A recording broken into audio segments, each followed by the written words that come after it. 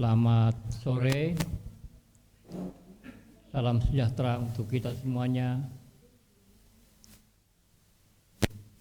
Om Swastiastu, Namo Buddhaya, salam sejahtera, Guru Sumangata.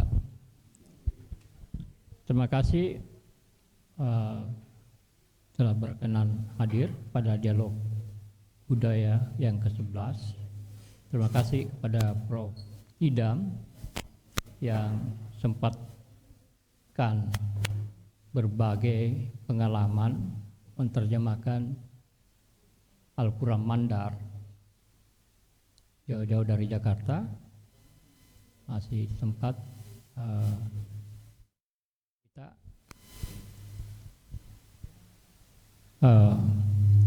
terima kasih kepada Tribun Timur untuk fasilitas yang cukup melelahkan ini.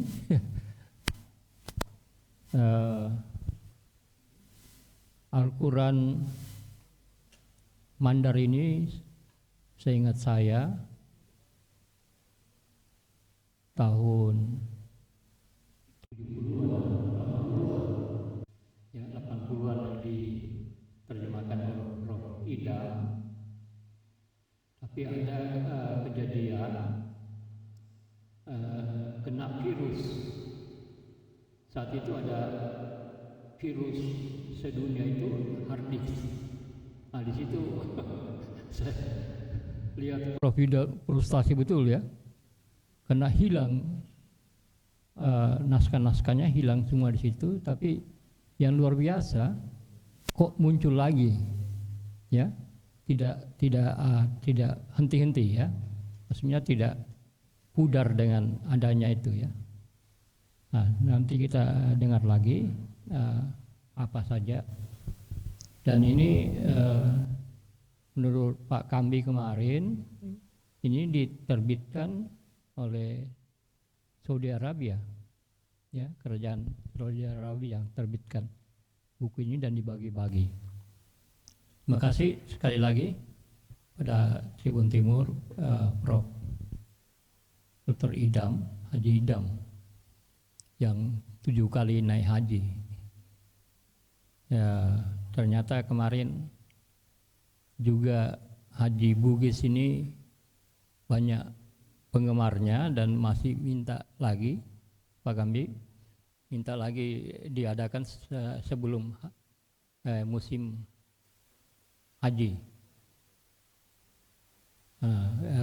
terutama dari Makkah, minta itu dibicarakan ulang ya, supaya tidak salah pengertian kita. Demikian, Guru Sumangata.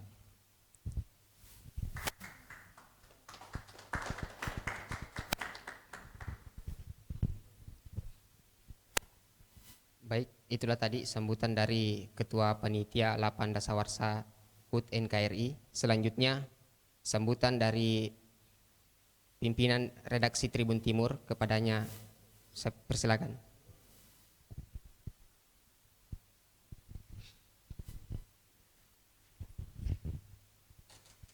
Bismillahirrahmanirrahim. Assalamualaikum warahmatullahi wabarakatuh. Alhamdulillah, Guru Sumangga. Om Swastiastu, Namo Buddhaya, salam kebajikan. Guru-guruku yang saya hormati, saudara-saudaraku, alhamdulillah kita bisa berkumpul lagi di tempat ini. Tahun lalu saya kebetulan ikut jadi petugas haji, jadi MCH, apa namanya itu, Media Center Haji Kementerian Agama. Saya tugas di Jeddah. Ada teman saya ke Mekah, karena kalau kita tugas Jeddah biasanya kita lebih banyak buang waktu di bandara Jeddah atau bandara Madinah. Tiba-tiba ada teman saya yang dapat giliran, karena biasanya kalau kita tugas Jeddah kita itu bergilir 1 minggu, bisa pergi umrah, bisa pergi ke Mekah. Teman saya datang dari sana berteriak, "Wih, Daeng, ada saya dapat Al-Quran berbahasa Mandar." Katanya dibagi-bagikan di Masjidil Haram. Saya lihat, ih, bahasa Mandar betul dan Saya kaget ini, wih ternyata ada Al-Quran bahasa Mandar. Sedang orang-orang Arab itu, syekh saya di sana itu sangat menghormati sekali nih buku ini di sana. Kalau kita masuk di hotel, ternyata waktu saya ke Mekah, kita masuk di hotel itu ada syekh di situ dengan pakaian khas Arab itu, dengan meja-mejanya. Di situ kita disuruh pilih mau Al-Quran bahasa Indonesia, mau Al-Quran bahasa Mandar, mau Al-Quran bahasa Inggris. Ditawari ke jamaah-jamaah yang masuk di mall-mall itu, di bandara juga ternyata sudah ada seperti itu. Maka saya bilang luar biasa ini orang-orang tua kita sebenarnya dari Mandar yang bisa menghadirkan seperti ini. Mungkin penerjemahannya luar biasa, tapi lebih luar biasa lagi bisa menjalin kerjasama dan mendapatkan kepercayaan dari kerajaan Arab Saudi. Mungkin nanti Pak Prof, guru kita, bisa menjelaskan kepada kita bagaimana sampai Mandar itu, bahasa Mandar itu begitu dihormati di kerajaan Saudi. Mungkin juga ada Al-Quran berbahasa Bugis tapi perlakuannya tidak seperti ini. Mungkin ada kiat-kiatnya nanti. Sekali lagi saya mewakili manajemen dan redaksi Tribun Timur mengucapkan terima kasih banyak kepada orang-orang tuaku semua, guru-guru semua yang selalu berkenan untuk hadir di tempat yang sederhana ini. Dan insya Allah acara kita seperti sebelumnya kita abadikan dalam YouTube dan Facebook. Biasanya kita live, tapi karena jaringan internet di lantai 4 ini sangat terbatas, jadi kita hanya bisa taping. Jadi mungkin besok baru bisa kita lihat di YouTube Tribun Timur. Termasuk edisi berikutnya itu diskusinya hari ini, besoknya baru bisa kita lihat karena kita tidak bisa live karena jaringan internet di tempat ini sangat tidak bisa memungkinkan untuk kita live. Sekali lagi terima kasih banyak, mudah-mudahan kita semua semakin mendapatkan keberkahan dari acara-acara yang kita lakukan seperti ini. Billahi taufiq wal hidayah. Assalamualaikum warahmatullahi wabarakatuh.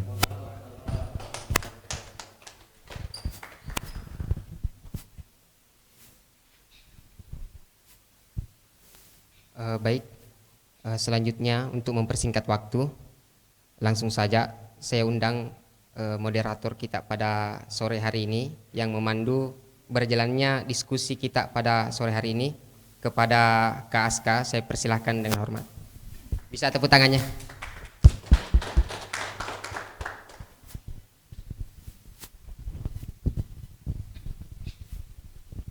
Oke, baik. Bismillahirrahmanirrahim. Assalamualaikum warahmatullahi wabarakatuh. Salam sejahtera bagi kita semua. Om Swastiastu, Namo Buddhaya, salam kebajikan, rahayu. Alhamdulillah, yang kami hormati pada hari ini Prof. Halilintar, Ketua Tribun Timur atau yang mewakili, yang kami hormati para guru-guru besar, juga tokoh agama, tokoh budaya yang sempat hadir pada hari ini, dan tentunya kepada seluruh audiens yang sempat hadir pada hari ini di tengah-tengah kesibukan kita sebagai umat muslim yang mungkin sudah banyak mempersiapkan diri menyambut Idul Fitri dengan belanja baju baru, tukar uang dan lain sebagainya. Tapi alhamdulillah pada hari ini masih menyempatkan untuk hadir pada hari ini. Baik. Salawat serta salam tetap tercurahkan kepada Nabiullah Muhammad SAW, kepada para sahabat, pada keluarga, dan insya Allah kita sebagai pengikut-pengikutnya hingga akhir zaman. Bapak Ibu sekalian, hari ini kita akan melakukan dialog kembali yang ke-11 mengenai Al-Quran dan bahasa Mandar. Nah, kali ini tidak seperti biasa karena kita akan ditemani satu-satunya pemantik, yakni Profesor Dr. Haji Idam Bodi, SAG MPD. Kepada Profesor, waktu dan tempat kami persilakan dengan hormat.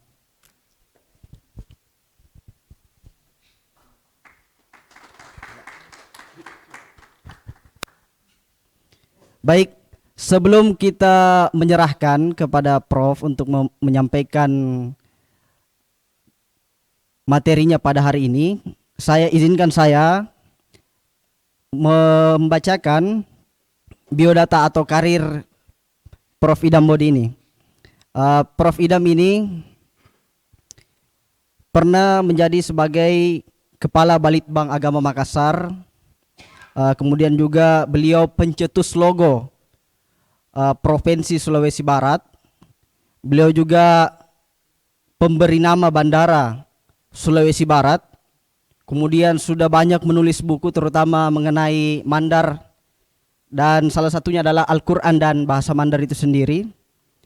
Beliau juga Ketua Perhimpunan Periset Indonesia Sulawesi Selatan, dan sekarang lagi sibuk-sibuknya di BRIN, Pusat Badan Riset Inovasi Nasional. Mungkin itu saja yang bisa saya bacakan, karena kalau saya bacakan semua bisa sampai sahur kita di sini.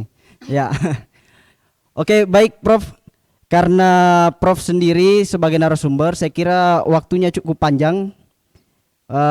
Prof boleh menyampaikan kurang lebih 30 menit lah untuk menyampaikan materinya. Sisanya nanti boleh kita berdialog. Ya, baik. Tanpa mengurangi rasa hormat kepada Profesor Dr. Haji Idam Bodi, SAG MPD, kami persilakan dengan hormat. Tafadhal maskur.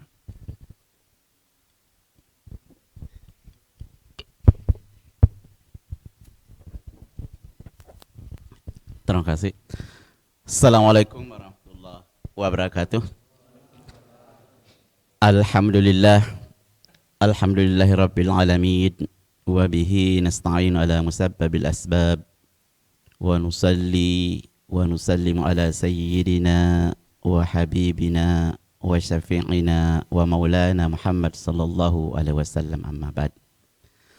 Yang saya hormati Ketua 8 Dasawarsah HUT RI, Pak Prof Halilintar. Saya selalu memanggil beliau adalah mentor saya. Pertama kali saya menginjakkan dunia penelitian itu adalah dibimbing oleh beliau waktu saya sama-sama kuliah S2 di UNM. Yang saya hormati pimpinan redaksi Tribun Timur. Terima kasih atas fasilitas yang diberikan kepada orang-orang sedikit yang cinta akan budaya Sulawesi Selatan, para guru saya dan teman-teman sejawat seperjuangan yang saya hormati. Oleh Pak Halilintar kemarin minggu lalu waktu kita dialog tentang Aji Ogi, saya ditanya, kita minggu depan kita bahas bahasa Mandar. Apanya yang dibahas bahasa Mandar? Betul. Saya akan bercerita sedikit tentang bahasa Mandar ini. Yang terus terang, saya sendiri kadang tanya, apa betul saya bikin ya? Karena apa ya? Kayaknya tidak percaya gitu bahwa ini akan terbit di Arab Saudi. Ini terbit di Arab Saudi itu tahun 2005. Yang pertama itu tahun 2005 coklat warnanya, itu diterbitkan 20.000 eksemplar. Dan tahun kemarin, tahun 2022 diterbitkan lagi yang warna hijau ini itu 11.000. Dan tahun 2019 kemarin, ini versi Indonesia, ini diterbitkan oleh UPQ, kerjasama Balitbang Agama Makassar, unit pencetak Al-Quran. Ini saya akan bercerita sedikit karena ini satu-satunya Al-Quran bahasa daerah yang diterbitkan di Mujamma Malikpat, milik Kerajaan Arab Saudi di Medina, dan itu mewakili bahasa daerah di Nusantara. Jadi Malaysia, Indonesia, Singapura, Brunei itu diwakili oleh bahasa Mandar. Sama dengan terjemahan Al-Quran bahasa Indonesia, untuk wilayah Nusantara itu diwakili bahasa Indonesia. Maka di Arab Saudi kita tidak akan pernah mendapatkan Al-Quran terjemahan bahasa Melayu, karena sudah diwakili oleh bahasa Indonesia. Sama halnya bahasa daerah, walaupun penduduk yang berbahasa Mandar itu sangat sedikit, itu hanya barangkali hanya sekitar 1 juta kurang lebih, tetapi diwakili ya, bahasa daerah yang dicetak di sana diwakili oleh bahasa daerah dibandingkan dengan bahasa Sunda, bahasa Jawa yang puluhan juta penduduknya. Nanti kenapa bisa? Ide ini sebenarnya muncul tahun 1995. Saya oleh Kementerian Agama diutus mewakili Provinsi Sulawesi Selatan. Ada program kegiatan namanya Pembibitan Dai Muda se-Indonesia.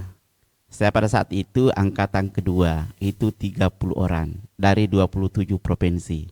Saya alhamdulillah mewakili Sulawesi Selatan 2 orang bersama dengan Dr. Ishak Samad, Ketua Basnas Makassar atau Sulawesi Selatan.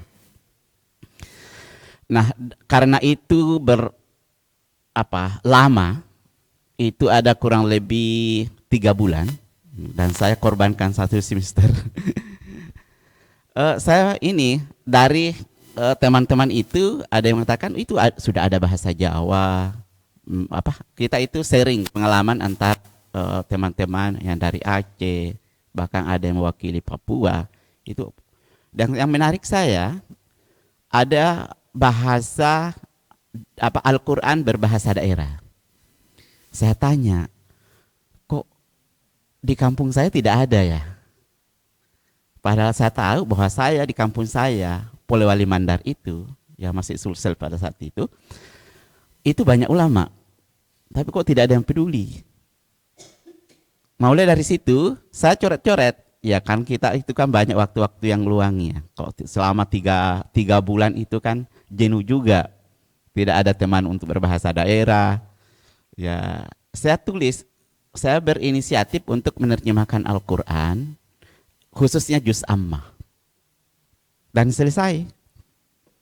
Nah, setelah saya pulang, saya ketik manual itu, masih itu yang apa itu ya, yang ada pitanya itu. Saya ketik. Nah, situ saya ketik juz Ammah selesai. Al-Qur'annya itu saya tempel. Kan tidak ada saya belum punya komputer pada saat itu. Saya tempel, ya baru fotokopi, baru saya bawa ke orang-orang tua yang ulama dari Mandar. Nah, orang tua itu ada 2. Ada yang mendukung dan ada yang kurang mendukung. Karena ya pertanyaannya, you kan belum selesai sarjana. Walaupun jurusan bahasa Arab, tapi kan kau anak-anak, siapa kamu? ya seperti itu. Ya tapi saya mau berbuat. Karena saya alhamdulillah semester 3 di IAIN Alauddin Makassar, masih IAIN itu, saya sudah menerbitkan buku Al-Ahruf bil Arabiyah, huruf-huruf dalam bahasa Arab.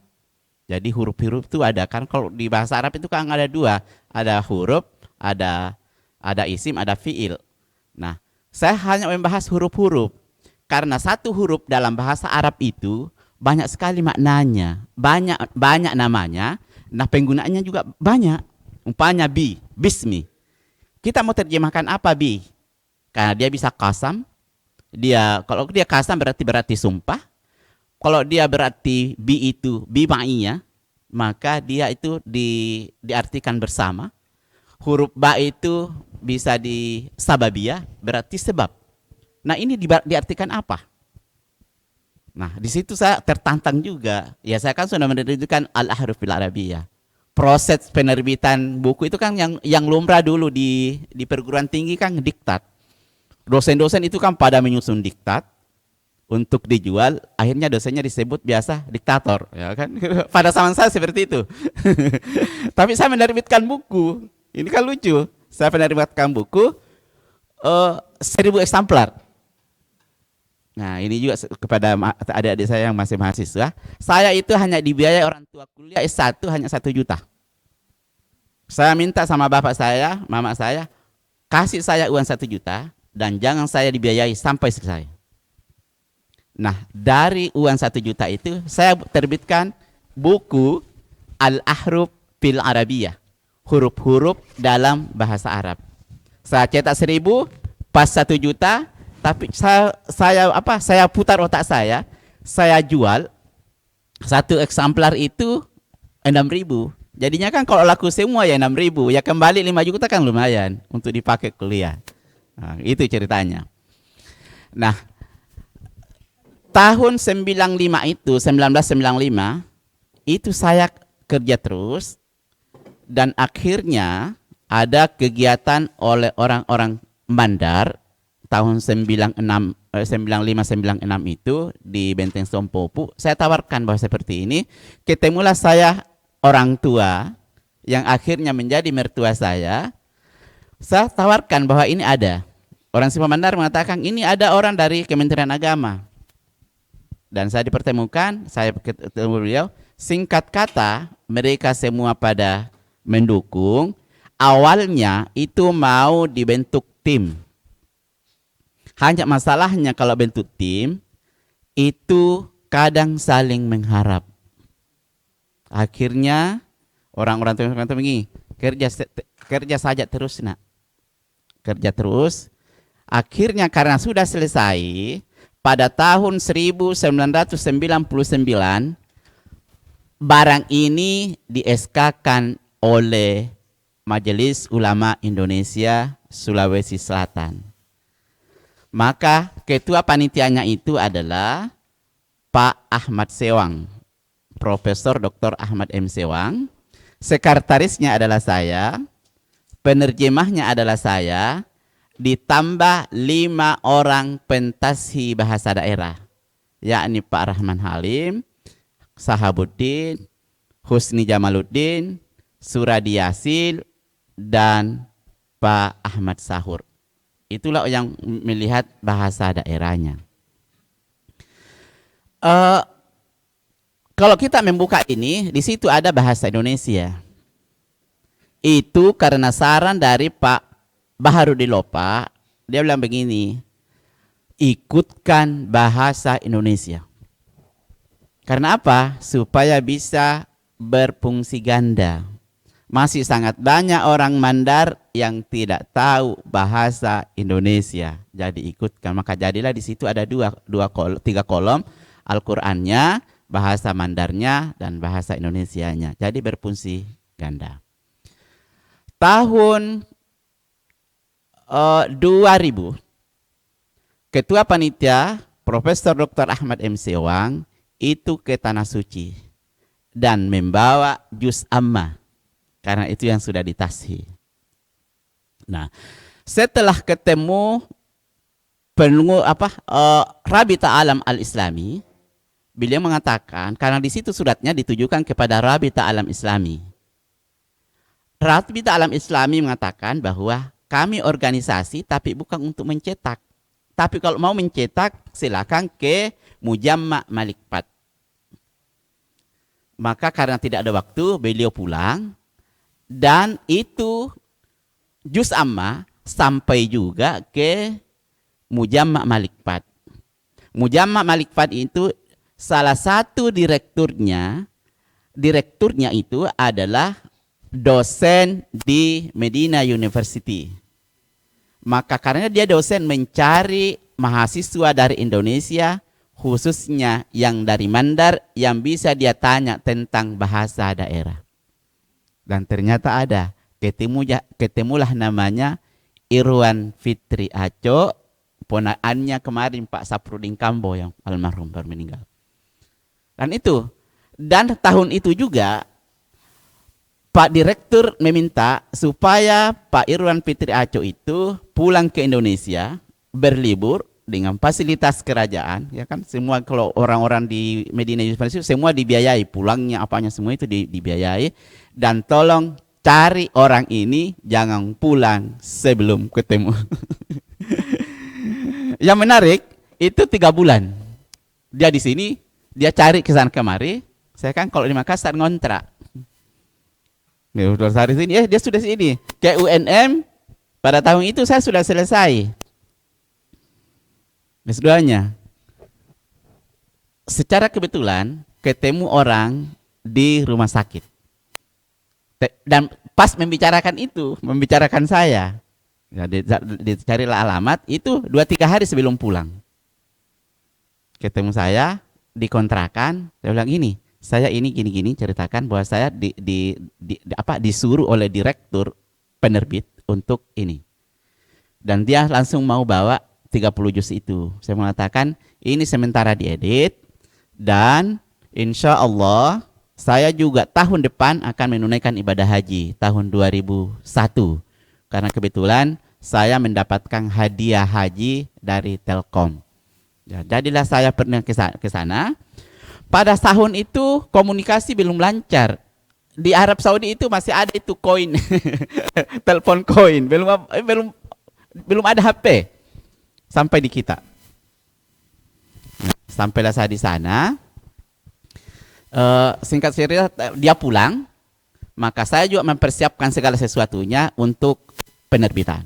Maka saya bawalah Al-Quran itu yang utuh, termasuk disket. Pada saat itu belum ada flash disk, belum ada hard disk eksternal. Yang ada itu disket, ya itu kan. Jadi saya satu disket itu 1 juz, jadi 30 disket. Saya bawa ke sana. Saya gelombang kedua. Saya sampai di Mekah, saya langsung telepon Baharudin Lopa. Saya pakai bahasa daerah, dia bilang begini, dalam logatnya, mak matinga di luar Jeddah. Jadi tunggu saya ya di situ. Saya masih di Jeddah. Besok saya dari Jeddah ke Mekah dan kita ketemu di Azizia.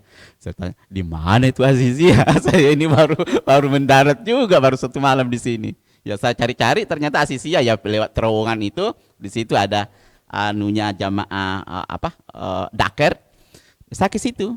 Ya dengan santainya baru lupa itu pakai pakai sarung, merokok, orangnya merokok, peminum kopi. Ya saya cerita, saya bawakan itu.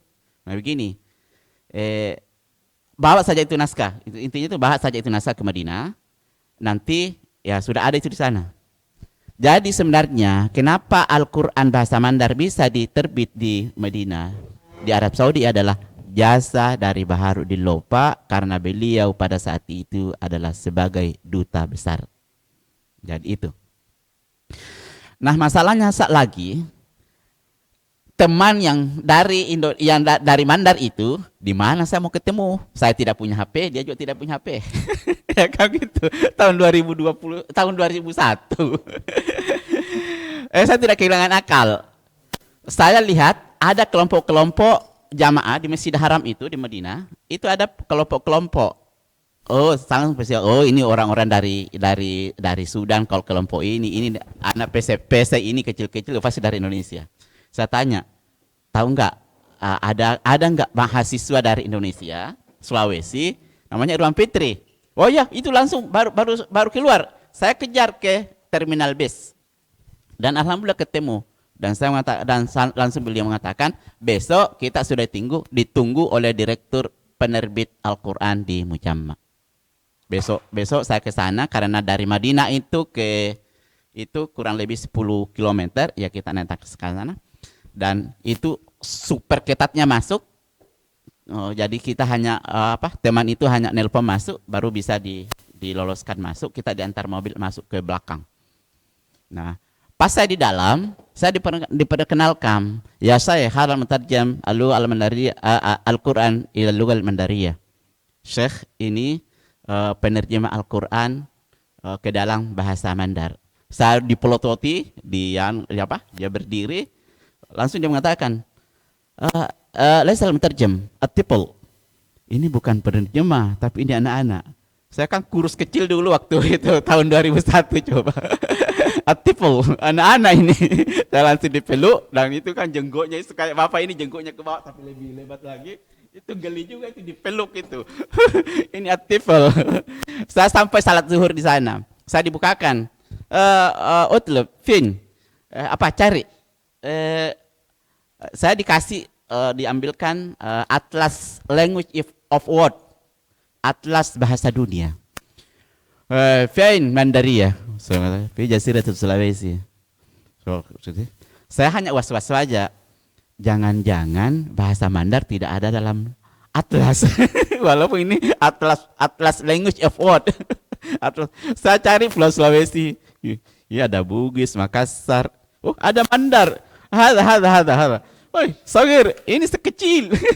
Karena ternyata bahasa Mandar itu yang ada di Atlas itu hanya mewakili sebahagian Polewali dan Majene. Yang lainnya itu ada di situ bahasa Ulu Salu yang lebih luas. Sampai ke Toraja itu lebih luas. Ya. Akhirnya kami membuat MOU. Jadi MOU-nya itu adalah saya menyerahkan naskah untuk dicetak dan dibagi-bagikan, tetapi majanan, kullu majanan, semua free. Jadi saya tidak mendapat royalti dari sana, tetapi bagi saya yang penting ini bisa tersebar. Dan alhamdulillah 2001, 2005 baru terbit. Dan saya sangat bersyukur tahun 2005 itu kebetulan juga Sulbar pada saat itu tahun 2004 ya dibentuk, 2005 terbit oleh Bendahara Pak Mahmud Hajar yang anggota DPRD Sulawesi Selatan pada saat itu, kebetulan umrah dan dia masuk dan dikasihlah, dan dia mengatakan begini, saya mau ketemu Pak PJ Gubernur Alam Bulu pada saat itu, dan dia langsung ke Mamuju menyerahkan Al-Quran naskah itu. Menurut beliau, Pak Alam Bulu itu hanya dia buka-buka. Dia buka, dia meneteskan air mata dan beliau mengatakan, kita akan ke sana untuk berterima kasih. Dan alhamdulillah saya dan beberapa orang itu dibawa oleh beliau untuk ke Mujamma berterima kasih kepada pemerintah Arab Saudi. Masalahnya kemudian, ini Al-Quran saya bawa untuk izin edar di Indonesia. Tahun 2005 itu saya bawa ke pusat, ke Kementerian Agama. Hanya masalah saya menjadi Pak Bapadal yang ketua Lajnah Pentasih Al-Quran pada saat itu, saya ke situ. Saya ini kok bisa? Kenapa bisa ke sana? Tidak melalui kami. Seharusnya semua yang dari Al-Quran kitab suci itu harus melalui Lajnah Pentasih Mushaf Al-Quran. Saya mengatakan, Pak, apa itu Lajnah? Saya dimarahi. Yuk ini siapa? Bilang, Pak, kerja di mana? Saya baru lulus di Pak, di Litbang. Padahal itu ternyata bos saya. Enggak boleh, ini harus diperiksa. Akhirnya diperiksalah oleh Lajnah Pentasih Al-Quran itu di Ciawi dan saya juga diikutkan. Dan di situ saya tahu ternyata ada istilah kalau dalam kegiatan di kantor itu ada SPPD. Oh, saya dikasih SPPD pergi ke Ciawi. Dan saya dibongkar gini baru bisa. Tapi permintaannya harus ada dua orang lajnah yang ikut bersama Bapak ke Arab Saudi. Saya telepon Pak Gubernur, Pak, orang lajnah minta 2 orang. Ya nggak apa-apa, yang penting dia mau periksa. Ya sudah. Akhirnya tahun itu juga kita pergi, tahun 2007 kita ke sana melakukan sekaligus umrah. Kita berterima kasih kepada pihak kerajaan Arab Saudi. Nah, kemarin itu karena ada 20.000 eksemplar dan itu ada kesalahan teknis. Ini barang banyak-banyak di Padang karena embarkasi Padang. Jadi banyak orang Padang yang ini. Karena ada teman saya, kok itu Al-Quran bahasa Mandar sampai di sini? Itu kan di Jeddah itu kan orang dulu itu kan kalau mau naik pesawat baru dikasih Al-Quran. Satu orang satu. Ya enggak apa-apa. Dan saya juga pernah dikirimi satu mobil pihak kerajaan itu yang warna coklat.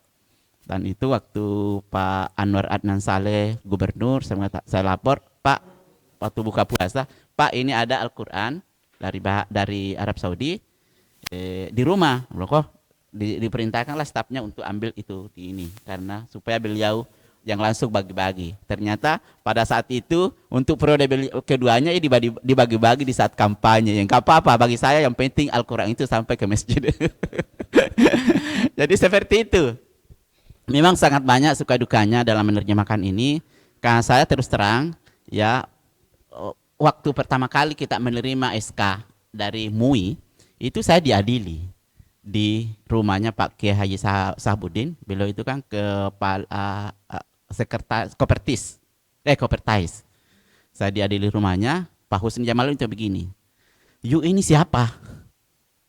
Berani-beraninya." Ya kan, Pak, saya baru mau selesai di IAIN ini. Kok berani sekali ya? Akhirnya saya melakukan begini, karena saya macam-macam dalam bahasa daerah kita dialog. Saya melakukan begini, "Pak, kalau tidak ada yang mau memeriksa, orang Mandar tidak ada yang memeriksa, saya akan tetap cetak biar orang lain menilai bahwa ternyata orang Mandar seperti itu. Bodoh semua di Padang." Bukan begitu, hanya mereka periksa, dan itu sampai hari ini saya sangat bersyukur karena dengan adanya Al-Quran bahasa daerah ini. Kemarin di bulan Ramadan ini saya juga pelopori Pak Ibu Prof. Kembon Daeng, dosen bahasa di UNM itu, untuk menerjemahkan Al-Quran ke dalam bahasa Makassar. Kemarin itu sudah di-launching, penyerahan naskah bahasa Makassar untuk direvisi oleh Kementerian Agama. Dan saya diminta juga menjadi ketua panitia pada saat itu. Jadi saya tugasnya sekarang itu bagaimana mencari orang-orang Makassar yang ahli bahasa Arab, bahasa Makassar, untuk meneliti, membenarkan bahasa daerah yang dibikin oleh Prof. Kembong itu. Karena begini, ini kan Al-Quran itu kan sastranya sangat tinggi. Bahasa daerah kita juga tinggi. Nah, bagaimana menyatukan kedua bahasa yang sangat tinggi? Tetapi kadang di satu sisi ada bahasa yang sangat miskin dan ada bahasa yang sangat kaya. Itu. Contoh dalam bahasa daerah umpamanya, itu takwa, itu tidak ada bahasa Mandarnya. Karena menurut Imam Al-Ghazali, bahwa takwa itu di dalamnya 4 konsep.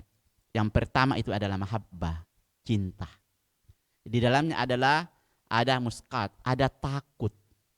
Dan di dalamnya itu ada khab, takut, dan yang ketiga itu adalah mustaq, rindu.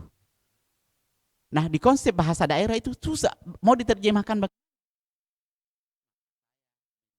bahasa Arab itu ke dalam bahasa Mandar. Saya artikan me'atakwa. Karena kalau saya mengatakan agar takut, itu salah lagi. Karena bahasa Arab ada khab, takut. Jadi seperti itu. Nah, yang susah lagi diterjemahkan itu adalah dhamir. Perubahan bahasa Arab itu bisa sampai lebih 100 perubahan. Lebih 300 perubahan. Pokoknya kalau kita belajar nahwu saraf, palu, palat, palata, itu baru fi'il madi yang sampai 14. 14 itu lagi dikali 14 lagi. Belum lagi masuk fi'il mudhari'nya. Itu sampai 300. Nah, itu yang susah. Nah, kalau umpamanya huwa, huma, hum, kalau damir itu diterjemahkan, mau diterjemahkan bagaimana? Kita sangat miskin. Huwa, dia satu laki-laki, dia seorang laki-laki. Huma, dia 2 orang laki-laki. Hum, mereka laki-laki. Hiya, dia seorang perempuan. Huma, dia 2 orang perempuan. Hunna, mereka perempuan. Kalau kita kan semua, kalau saya hanya satu, iya kalau hum. Apakah itu perempuan atau laki-laki, sama saja. Seperti itu. Jadi banyak kendala-kendala yang kita terjemahkan. Saya kemarin sebelum diterbitkan di Arab Saudi itu, saya sudah cetak 3 kali. Itu ada Majene, Polman. Itu untuk disebar, 300 untuk disebar kepada budayawan dengan tokoh agama untuk memberikan masukan. Saya hanya kalau saya mengatakan, tetapi kalau mau mencoret, kita diskusi dulu. Kenapa dicoret? Apa yang pas? Tapi sampai saat ini ya susah juga. Dan waktu saya menjadi kepala balai 2018, saya programkan 2019 itu untuk diedit kembali, melibatkan banyak tokoh agama dan tokoh budaya sampai 30 orang, dan hasilnya seperti ini. Ini yang hasilnya yang diedit oleh 30 orang itu. Dan sampai sekarang ya masih tetap diteliti, siapa tahu ada yang kurang, karena ini kan yang jelasnya bukan Al-Qur'an yang berubah, tetapi bahasa daerahnya itu boleh jadi ada penafsiran kita yang karena perkembangan zaman itu bisa berubah. Karena pandangan kita terhadap kata ini umpamanya, dan ini adalah harfiah, kita letter-let saja. Makanya di dalam ini kalau di bahasa Arab itu kan tidak mengenal koma. Tetapi di situ atap-atap semua. Wow, wow, wow. Maka di sini akan saya menerbitkan harfiah. Wow itu saya terbitkan menjadi anna. Huruf awal itu kalau dia kasam menjadi sawa umpamanya. Jadi seperti itu. Jadi kalau di bahasa Indonesia kan dia langsung maknanya. Maka wow itu diganti dengan koma. Tapi kalau saya tidak. Jadi seperti itu. Karena sudah berapa? Oh, ya. Jadi seperti itu bapak-bapak dan ibu-ibu. Jadi dalam penerjemahan ini sangat banyak apa ya? Ya banyak seperti yang dikatakan Pak Prof Halilintar tadi. Saya itu pernah stres dan saya baru di situ mengenal yang namanya stres. Sudah 30 juz di dalam laptop itu tiba-tiba hilang. itu ya tidak bisa makan ya. Ini kan dulu bahasa Indonesianya saja itu saya ketik manual. Kan belum ada Al-Qur'an in Word yang bisa langsung copy paste. Dan alhamdulillah kalau bahasa Mandar ini saya sudah kirim sama panitia itu sudah ada di dalam Al-Qur'an in Word. Jadi kalau di terjemahan Kementerian Agama itu sekarang sudah ada 10 bahasa di semua. Dan alhamdulillah bahasa Mandar yang pertama memulai memasukkan Al-Qur'an bahasa daerah in Word Kementerian Agama. Itu langsung bisa diunduh, bisa dilihat. Jadi sisa pilih di situ mau bahasa Jawa, bahasa Sunda, bahasa Mandar ada di situ. Jadi enak sekarang. Beda dengan dulu itu biasa kita salah mata itu ada dilangkai, ada hurufnya ya double dan itu.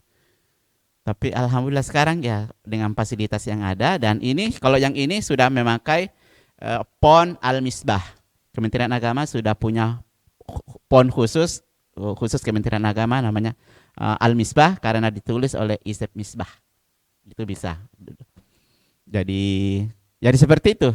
Jadi banyak sekali kejadian-kejadian. Nah, dalam menerjemahkan itu, kalau tidak ada bahasa Mandarnya, maka saya mengambil bahasa lokal. Maka di sana dalam ini orang pada pentas itu mengatakan, "Nak, ini kata ini diambil dari mana?" Sini. Baru ambil bahasa di Sulawesi Selatan. Kalau tidak ada itu, saya serap dari bahasa Arab langsung. Jadi ada teknik-tekniknya sehingga karena ya bahasa Mandar itu sangat miskin, terus terang sangat miskin. Saya alhamdulillah sudah menerbitkan kamus besar bahasa Mandar. Sekarang sementara saya tambah lemanya, tambah kata-kata yang belum masuk. Berikut contoh-contohnya itu memang kita sangat miskin. Nah, itu saya sangat rasakan. Termasuk di dalam bahasa daerah Al-Qur'an ini ya kita tetap menambah, dan intinya bagaimana kandungan isi Al-Qur'an itu sebenarnya sampai ke masyarakat. Dan 2 tahun lalu kemarin saya sudah rekaman juga, karena kalau ini anak-anak disuruh membaca itu kaku. Bahasa daerah itu kaku bagi anak-anak sekarang. Jadi saya sudah selesai 3 juz itu ada rekamannya. Juz 30, 29, 28, surah Al-Fatihah dan surah Yasin itu alhamdulillah diputar di beberapa masjid di Sulawesi Barat menunggu azan. Jadi itu beda nuansanya, karena pas kemarin saya di sana ada kegiatan di sana, saya menemani menemani tukang membangun masjid. Saya putar itu. Ada beberapa orang-orang tua itu berhenti di situ mendengarkan. Mereka ternyata seperti itu artinya ya. Ya kan pada umumnya kita kan kalau orang di kampung kan hanya seperti burung beo. Dia mendengar gitu hanya bunyi, dia tidak tahu apa artinya. Nah, kalau melalui bahasanya, bahasa ibunya itu kan sangat merasuk. Dan itu saya rasakan sendiri bagaimana ya intinya bagaimana syiar daripada memutar lagu-lagu dangdutnya Arab di masjid. Kan kadang ada seperti itu. Kalau hari Jumat kerja bakti, dia memutar lagu-lagu dangdut, lagu-lagu cinta sebenarnya, tapi dia berbahasa Arab. Karena dia tidak tahu dikiranya itu apa. Jadi seperti itu. Jadi kenapa saya berpesan seperti ini kepada generasi saya, kenapa kita tidak mencipta peradaban. Nah, mudah-mudahan dengan adanya dialog-dialog seperti ini, kita sebenarnya di Sulawesi Selatan ini sementara mencipta peradaban yang dipelului oleh Pak Prof Halilintar. Ya, saya kira seperti itu dulu. Kita nanti kalau ada masukan-masukan, dialog-dialog, kita akan. Terima kasih. Oke, baik. Tepuk tangan dulu buat Prof Idam Bodi. Baik, Bapak Ibu sekalian yang hadir pada hari ini, saya kira tadi sudah sangat jelas bahwa proses dalam menerjemahkan bahasa Al-Quran dalam bahasa Mandar ini sungguh panjang. Tadi sudah dijelaskan bagaimana kemudian Prof dikirim punya kesempatan untuk ke Madinah dan lain sebagainya, kemudian bertemu dengan orang-orang besar, sehingga tercetuslah ide untuk kemudian memberikan suatu sumbangsi peradaban bagi masyarakat di Mandar, yakni menciptakan Al-Quran dan berbahasa Mandar itu sendiri. Saya kira bagi kita seorang muslim, tentu memahami Al-Quran itu tidak hanya sebagai kitab suci, tetapi Al-Quran itu memang perlu ditelaah, kemudian kita pahami dan juga tentunya kita amalkan dalam kehidupan sehari-hari. Nah, salah satu langkah yang paling penting dalam mensyiarkan Al-Quran itu yakni dengan langkahnya dengan menerjemahkan ke dalam bahasa lokalitas. Sehingga yang tadinya mungkin bagi muslim kadang hanya membaca Al-Quran atau dia tidak paham bahasa Arab, jadi malas baca Al-Quran. Dan ada juga tadi dari Prof sampaikan bahwa orang-orang Mandar banyak yang belum bisa berbahasa Indonesia, sehingga hadirnya bahasa Mandar ini untuk mempermudah muslim yang ada di Mandar untuk memahami dan juga mengamalkan isi yang ada dalam Al-Quran, sehingga itulah nanti yang menanamkan atau menumbuhkan spirit keagamaan dalam masyarakat muslim yang ada di Mandar. Baik Bapak Ibu sekalian, saya lihat di sini tadi banyak yang sudah kayaknya penasaran dengan bagaimana metode dari penafsiran atau terjemahan yang dilakukan oleh Prof Idam Bodi. Kepada Bapak Ibu sekalian yang mungkin masih penasaran dengan pemaparan dari Prof Idam Bodi, saya persilakan dengan hormat. Silakan. Oke, silakan yang di belakang. Ada mic mungkin? Panitia? Ada mic?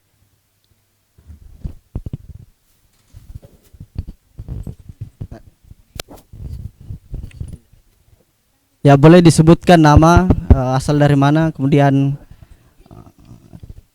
tes.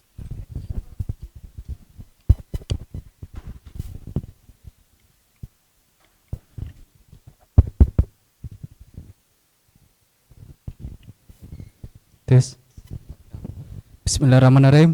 Assalamualaikum warahmatullahi wabarakatuh. Waalaikumsalam. Perkenalkan, nama saya Firdaus, alumni UI Ngalo di Makassar, Fakultas Usuluddin, jurusan Filsafat. Akhir-akhir ini saya sering ngumpul dengan kelompok-kelompok yang memahami Al-Quran melalui terjemahan. Dia tidak mau mempelajari Arabnya, dia hanya fokus kepada bahasa Indonesianya. Dia ambil contoh bahwa ketika kita ingin ke Tribun Timur ini, misalnya dari rumah ke Tribun Timur ini, ketika kita ingin melihat lokasi, kalau dia berbahasa Arab sedangkan kita tidak mengerti, otomatis kita tidak akan sampai ke sini. Tapi kalau kita pakai bahasa Indonesia sesuai dengan bahasa, pasti kita akan sampai karena nyambung dengan bahasa kita. Tapi lama kelamaan saya ngumpul setiap malam, agak kacau ini cara memahami Al-Qur'annya. Gitu, karena itu tadi dijelaskan bahwa ada beberapa bahasa Arab yang ketika diterjemahkan ke bahasa Indonesia itu beda maknanya. Saya melihat persoalan itu bahwa agak bagaimana ya. Sedangkan saya belajar di Usuluddin bahwa ketika kita ingin belajar agama, kita juga harus paham betul bahasanya. Misalnya Al-Quran bahasa Arab, ya kita harus paham betul bahasa Al-Quran itu. Bagaimana pemateri dengan melihat persoalan itu, bahwa ada sebagian orang yang ingin mempelajari agama tapi tidak mau juga mendalami asal-usul bahasa itu. Karena dalam bahasa, dalam jurusan saya kita belajar filsafat bahasa, semiotika, pesan makna dan tanda, bahwa apapun bahasa itu pasti akan merujuk ke situ. Walaupun kita terjemahkan, otomatis kita akan merujuk ke bahasa asalnya. Mungkin itu yang bisa saya sampaikan. Saya akhiri dengan ucapan billahi fi sibillah fastabiqul. Wassalamualaikum warahmatullahi wabarakatuh. Baik, assalamualaikum warahmatullahi wabarakatuh. Baik, ada lagi Bapak Ibu sekalian? Silakan jika ada yang ingin bertanya. Baik.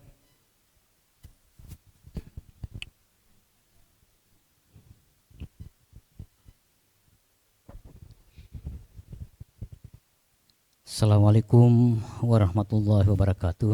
Waalaikumsalam warahmatullahi wabarakatuh. Saya Mahrus Andis.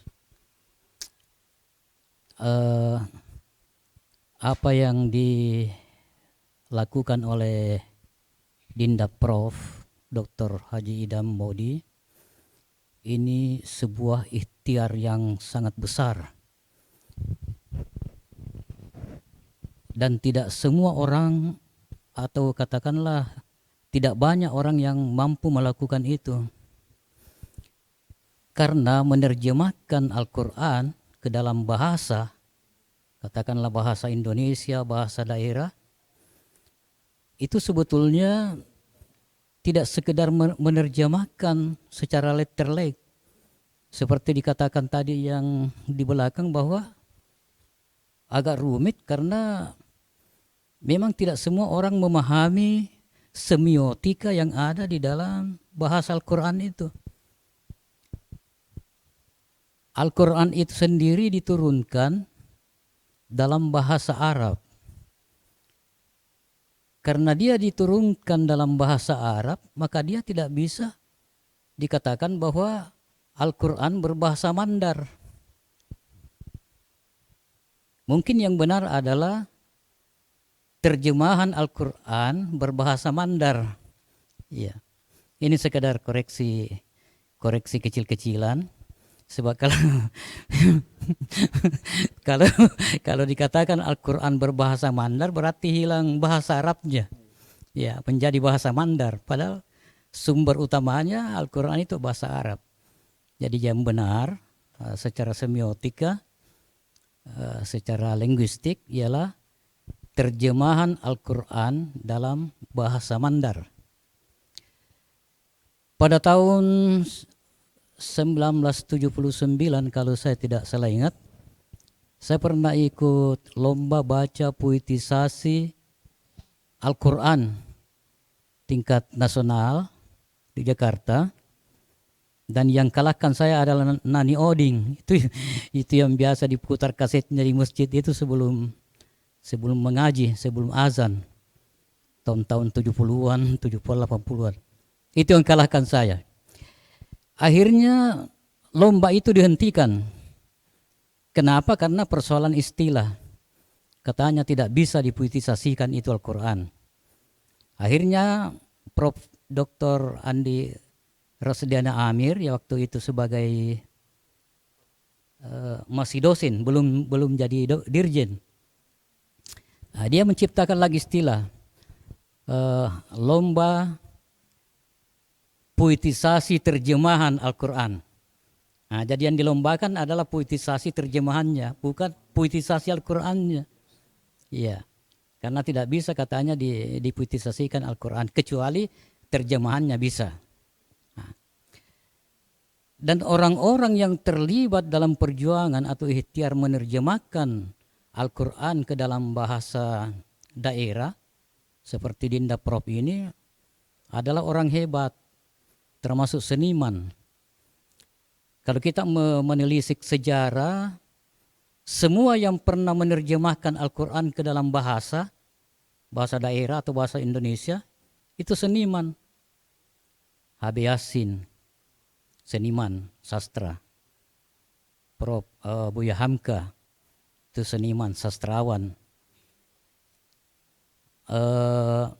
Ya termasuk Adinda ini termasuk sastrawan karena memahami semiotika yang ada di dalam linguistik Al-Quran itu sendiri, yaitu menggunakan bahasa Arab. Saya kira itu saja sekedar testimoni, pengakuan bahwa Dinda Prof ini adalah orang hebat. Sekaligus ada usulan tadi, perubahan kecil-kecilan mengenai istilah Al-Quran berbahasa Mandar. Ya. Jadi kalau menurut saya yang lebih benar adalah terjemahan Al-Quran berbahasa Mandar.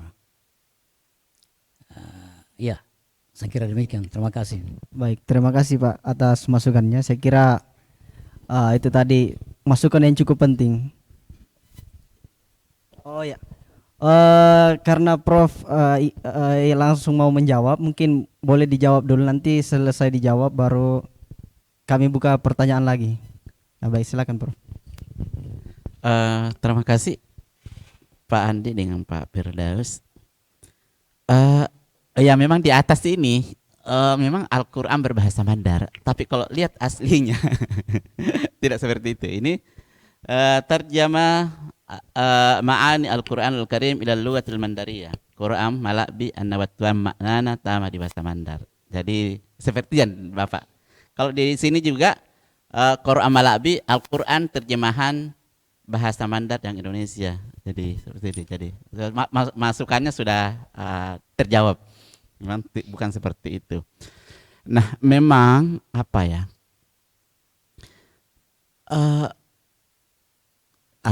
Kalau kita mau menerjemahkan, saya sendiri dengan para pentasi itu selalu dia tanya, dari mana ambil ini nak? Umpama yang paling susah itu diterjemahkan kemarin, itu Bismillah saja, itu 3 kali pertemuan. Bismillahirrahmanirrahim, 3 kali pertemuan tidak pernah selesai di sama pentasi. Karena budayawan menerjemahkan bahasa Indonesianya. Orang yang tahu bahasa Arab mau lama diskusinya. Ini huruf apa? Ini huruf ini saja, huruf apa ini? Ma'iyah, sababiyah, qasam atau apa? Sampai kepada kita melihat kepada bagaimana model penulisan, kenapa bismi itu ismun dari kata, dia kan dari kata ismun. Kok tidak ada alifnya? Kan biasanya kalau coba perhatikan surah ke-96, Iqra al-Alaq. Iqra bismi. Bismi di situ ada alifnya, bi ismi tulisannya tapi dibaca bismi. Kok ini hilang? Kemana alifnya? Kalau ke sana ditelusur lagi, itu lagi masuk lagi karena kebetulan ada ahli tarikat itu pakai Kiai Sabudin, sampai ke tarikatnya itu dibahas. Bismi. Nah sekarang Ar-Rahman Ar-Rahim mau diterjemahkan apa? Ar-Rahman Ar-Rahimnya. Itu lama sekali itu diperdebatkan. Sampai 3 kali tidak pernah putus. Langsung mengatakan Pak Husni Jamaluddin, dia mengatakan begini, nak, kau di situ hanya mendengarkan. Kamu simpulkan saja, tulis apa yang menurut kamu yang cocok. Ya kami di sini berdiskusi. Ya seperti itu. Jadi saya alhamdulillah dengan orang-orang tua itu, saya dapat banyak ilmu. Ada orang tarikatnya ada, orang budayawannya ada. Jadi saya menikmati itu. Dan saya orangnya yang percaya namanya ilmu ladun. Saya sendiri tidak tahu dari mana saya ambil kata-kata itu. Langsung saja gitu. Ya. Umpamanya, yang paling susah juga diterjemahkan itu surah Al-Isra ayat 1. Asra bi abdihi lailan minal Subhanalladzi asra bi abdihi lailan minal masjidil harami ilal masjidil aqsa alladzi barakna haulahu. Haulahu itu bahasa Mandarnya apa? Bahasa Bugisnya kalau haulahu itu apa?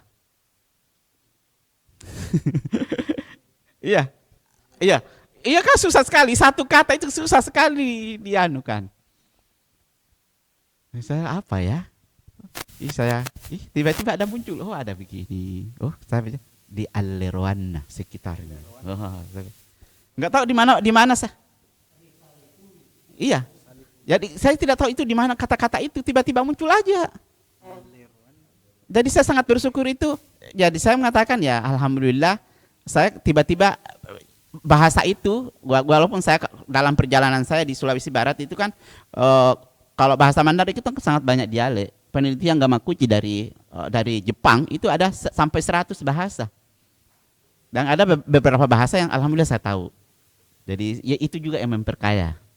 Nah, saya itu lucunya tidak bisa ke bahasa Inggris itu lama bertahun-tahun itu pelajari bahasa Inggris.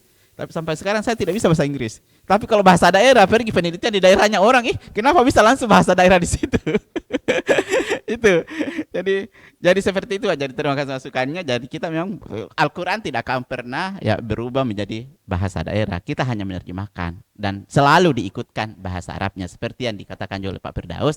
Nah ini juga kelemahan di kita karena kita kadang kalau mahasiswa itu ini juga baru satu buku dibaca, dikira itu yang paling benar. Ya kan? Ya sama sih lalu kalau saya pergi berdakwah saya mengatakan begini, itu kalau seperti itu selalu membedakan orang, salah itu, salah ini, siapa yang benar? Hanya kamu punya otoritas masuk surga. Saya mengatakan begini, kalau orang seperti itu sama dengan orang yang belajar pencak silat, baru satu itu gerakan dia tahu. Baru satu gerakan dia tahu, sudah merasa hebat. Jadi biar itu tiang, dinding, dipukul juga.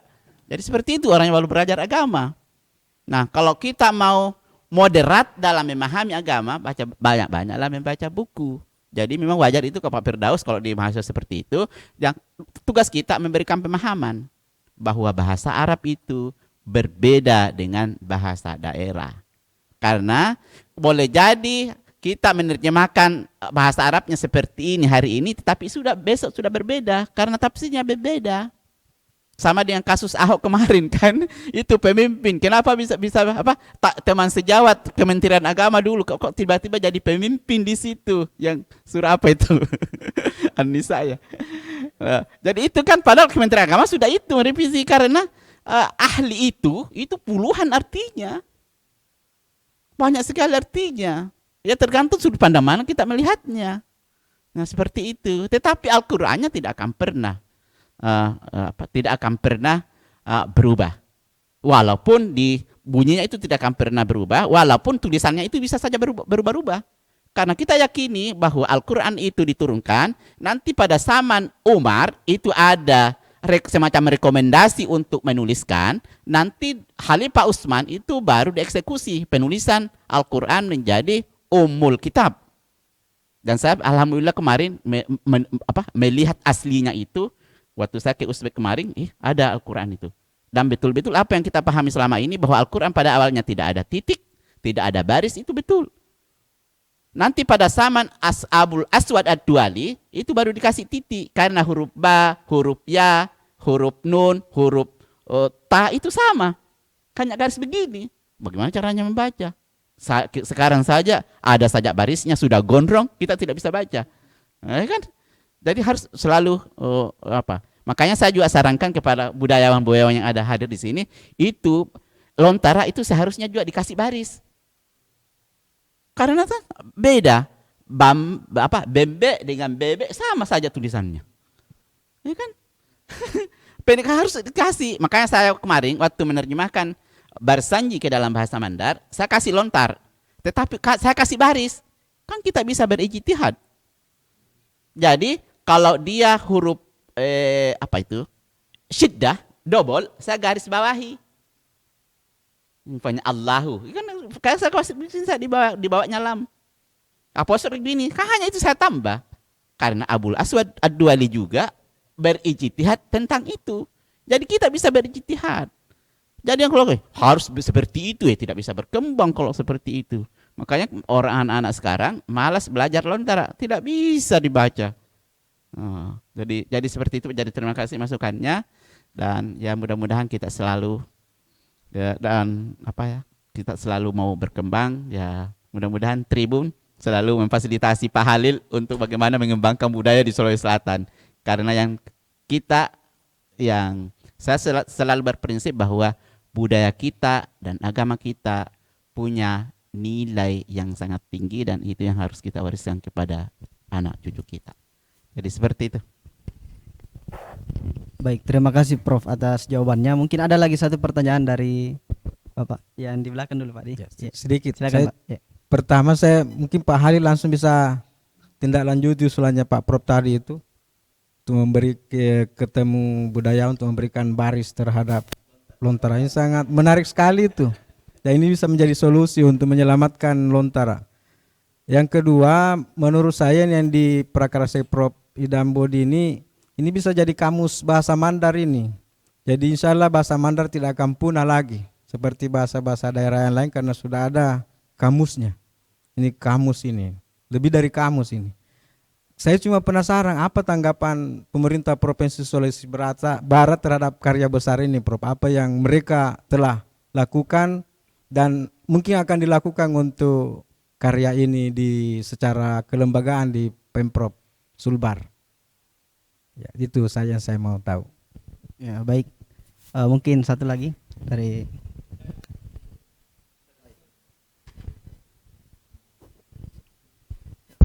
Kasih. Bismillahirrahmanirrahim. Assalamualaikum warahmatullahi wabarakatuh. ya, Waalaikumsalam warahmatullahi Nama saya Andi Rohban.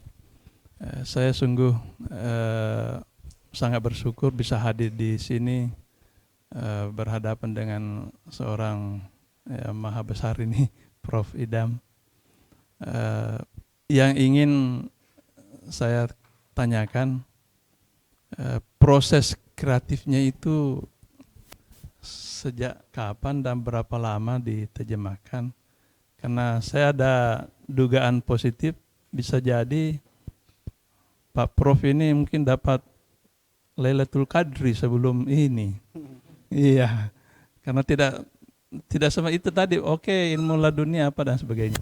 Nah, saya sangat sayangkan tadi itu ketika lajnah. Oh ini tidak boleh ya. Inilah yang biasa membungkam kita punya anak-anak karya-karya apa itu yang biasa sehingga kita tidak maju-maju itu. Ya, itu pikiran pejabat seperti itu harus dihilangkan yang kayak begitu menurut saya. Sekira itu saja. Ya, selamat insyaallah masuk surga. Wabillahi taufiq wal hidayah. Assalamualaikum warahmatullahi wabarakatuh. Baik, mungkin satu lagi ada di belakang Pak Dr. Rijal, Samsur Rijal. Ya, ya baik. Saya kira menarik sekali ya kita hari ini membahas tentang Al-Quran terjemahan berbahasa Mandar. Itu penting sekali menurut saya karena itu membantu masyarakat kita untuk bisa memahami Al-Quran. Tidak sekedar membaca bahasa Arabnya yang mungkin sebagian orang awam itu tidak paham ya. Saya ingat misalnya terjemahan Al-Quran berbahasa Jawa itu kan itu pernah diusulkan Raden Ajeng Kartini kan ke Kiai Haji Saleh Darat gitu. Yang waktu itu Al-Quran masih belum banyak diterjemahkan gitu. Nah menurut R.A. Kartini kalau hanya dalam bahasa aslinya itu tidak menjadi api bagi pencerahan bagi orang-orang Jawa waktu itu. Dan karena itulah banyak yang mengatakan ini bahwa istilahnya R.A. Kartini itu habis gelap terbitlah terang itu justru diambil dari Al-Quran terjemahannya Kiai Saleh Darat. Ya minas sulumati ilan nur, ya itu diambil dari situ gitu. Nah saya kira inspirasi semacam ini penting dikembangkan. Dan tentu ya saya banyak tahu juga ini bukan karena apa, tapi Pak Idam juga banyak cerita soal penerjemahannya ini yang melibatkan banyak ahli ya. Karena itu penting saya kira dan di terjemahannya Pak Prof Idam ini kan jelas ada pentasihnya gitu ya dan banyak tokoh-tokoh yang terlibat. Karena kalau dilakukan secara individu juga berbahaya Prof. Seperti yang H.B. Yasin itu kan H.B. Yasin karena perenungannya setelah istrinya meninggal gitu lalu bikin terjemahan yang sangat sastrawi, indah terjemahannya tapi ada beberapa yang dipersoalkan oleh kalangan ahli tafsir. Misalnya dia menerjemahkan tafsilul ada itu satu ayat ya yang artinya dia terjemahkan begini, Al-Quran itu sebagai penjelasan Alkitab ya padahal seharusnya kitab penjelas gitu bukan, jadi terbalik gitu, jadi perlu ahli nahwu dan sebagainya gitu, ahli bahasa Arab untuk terlibat dan saya kira itu terlibat ada yang ikut di sini dalam proses penerbitan ini. Terakhir usulannya Pak Idam tadi itu untuk lontara itu diberi diberi baris, itu bagus juga itu, karena lontara sebenarnya yang saya tahu itu juga bukan tidak pernah berubah, mengalami proses transformasi.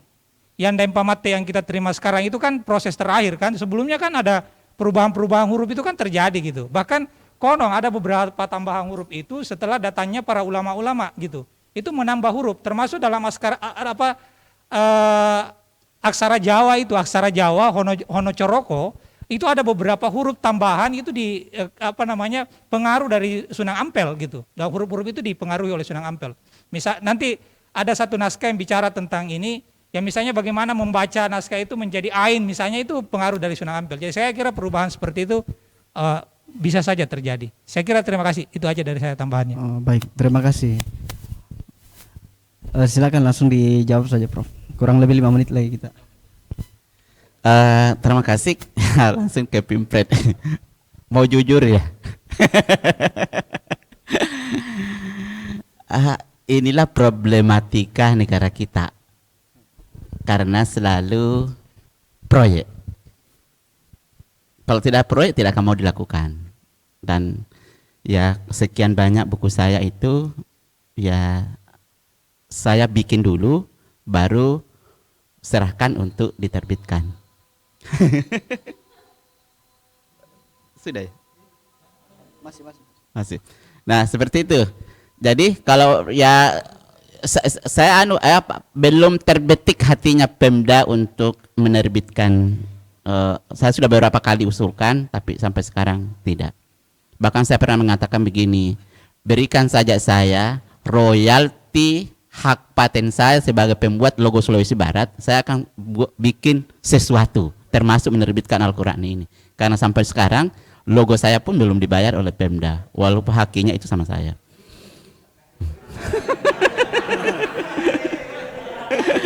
Tidak apa-apa. Dan itu sudah pernah berpolemik di Pajar. Sudah pernah. Ini saya terbitkan Pak. Saya kerja itu 5 tahun dan diterbitkan dan diedit oleh orang tua itu 3 tahun. Jadi 8 tahun semuanya sampai terbit. Nah, apalagi ini? Ya saya kira memang saya sangat bersyukur karena saya dikelilingi oleh orang-orang yang baik, banyak yang mau membantu saya. Dan saya kira memang perlu kehati-hatian dalam penerjemahan itu. Ya jangan sampai menerjemahkan itu sama dengan ini, manuskrip Ali Haji. Pada itu kalau kita baca teksnya itu Haji Ali, tetapi ditulis oleh Ali Haji. Ini kan tidak tahu dia terjemahkan sesuai dengan ini. Padahal di dalam bahasa Arab itu banyak sekali, tidak ada mudaf ulaid, ada fi'il maf'ul, ada khabar banyak sekali. Mubtada khabar itu yang harus diketahui kalau kita mau belajar bahasa Arab. Saya kira karena sudah waktu, ya terima kasih masukan-masukan Bapak dan Ibu. Dan ternyata ada juga yang teman saya baru siapa? Bu Sri ya, teman saya kuliah. Ada Pak Yahya, Pak Pendeta. Terima kasih sudah datang bersama kita. Dan kata Pak Yahya ini, kalau Bibel itu sudah banyak diterjemahkan ke dalam bahasa daerah. Dan insya Allah tahun ini Kitab Weda juga akan diterjemahkan oleh Kementerian Agama. Mohon maaf atas segala kekurangan. Hanallahu ayyakum ajmain. Wassalamualaikum warahmatullahi wabarakatuh. Waalaikumsalam warahmatullahi wabarakatuh. Bapak Ibu sekalian, itulah tadi yang disampaikan oleh Prof. Idam. Bahwa semoga ada manfaatnya bagi kita semua. Allah Subhanahu wa taala berfirman dalam Quran surah Al-Hijr ayat 9, "Inna nahnu nazzalna dzikra wa inna lahu lahafizun." Sesungguhnya kami yang menurunkan Al-Qur'an dan kami juga yang akan menjaganya. Ya, semoga diskusi kita pada hari ini atau dialog kita pada hari ini bisa menginspirasi. Ada banyak lagi bahasa-bahasa yang muncul untuk menerjemahkan Al-Qur'an ke dalam bahasa daerah yang lain. Lebih dan kurangnya mohon dimaafkan. Saya kembalikan kepada MC. Assalamualaikum warahmatullahi wabarakatuh.